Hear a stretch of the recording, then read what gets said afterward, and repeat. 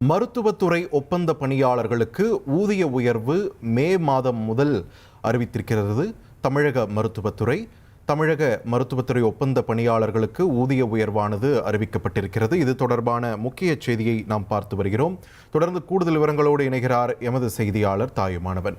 தாயுமானவன், வணக்கம். தற்பொழுது வெளியாகி இருக்கக்கூடிய இந்த ஊதிய உயர்வு அறிவிப்பின் விவரங்களை பதிவு பண்ணுங்க. வரும் மே மாதம் முதல் தமிழ்நாடு மருத்துவத்துறையில தேசிய நலவாழ்வு குடும்பத்தின் கீழ் பணியாற்றி வரக்கூடிய 41,000 ஒப்பந்த பணியாளர்களுக்கு ஊதிய உயர்வு என்பது அறிவிக்கப்பட்டிருக்கிறது.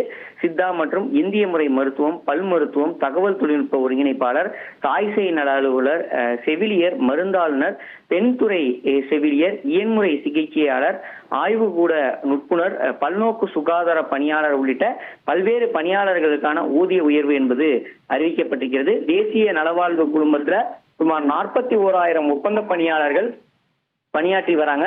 இப்பணியாளர்களுடைய ஊதியத்தை தமிழக முதலமைச்சர் பொறுப்பேற்றவுடன் பிறப்பிக்கப்பட்ட உத்தரவின் அடிப்படையில் அனைத்து ஒப்பந்த பணியாளர்களுக்கும் கடந்த 2001ஆம் ஆண்டு முதல் ஊதிய உயர்வு என்பது வழங்கப்பட்டு வருகிறது. அந்த வகையில் 2026 மற்றும் 27ஆம் ஆண்டுக்கான அந்த தேசிய நலவாழ்வு குடும்பத்தின் கீழ் பணியாற்றக்கூடிய அனைத்து தொகுப்பூதிய பணியாளர்களுக்கும் ஊதிய உயர்வு என்பது வழங்க உத்தரவு என்பது வழங்கப்பட்டிருக்கிறது. இதன் மூலம் கூடுதல் செலவினமாக 169 கோடி ரூபாய் செலவினம் என்பது அதிகரிக்கும் என கணக்கீடு செய்யப்பட்டிருக்கிறது. இதன் மூலம் 41,000 ஒப்பந்த பணியாளர்கள் பயன்பெறுவார்கள் எனவும் அறிவிப்பானது வெளியிடப்பட்டிருக்கிறது. மேலும் தமிழக அரசுக்கு ஆண்டுதோறும் இதன் மூலம் 1,285 கோடி தொகுப்பூதியத்திற்கான செலவினமாக அதிகரிக்கும் எனவும் கணக்கிடப்பட்டிருக்கிறது.